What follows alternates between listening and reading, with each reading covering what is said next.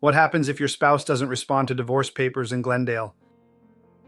Hi, I'm Tim Blankenship with Divorce661.com.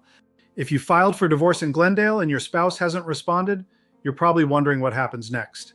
The good news is, you still have options and your case can move forward. When you file for divorce through the Los Angeles County Superior Court, your spouse has 30 days to respond after being served. If they don't respond within that time frame, you can request what's called a default. This allows the court to move forward without your spouse's participation, as long as all legal steps have been followed correctly.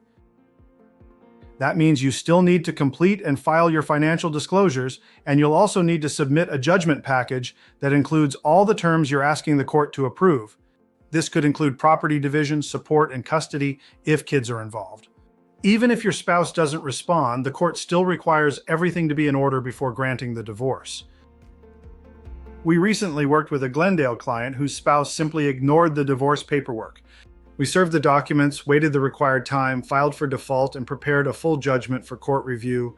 Their divorce was finalized without the other party ever responding and without going to court.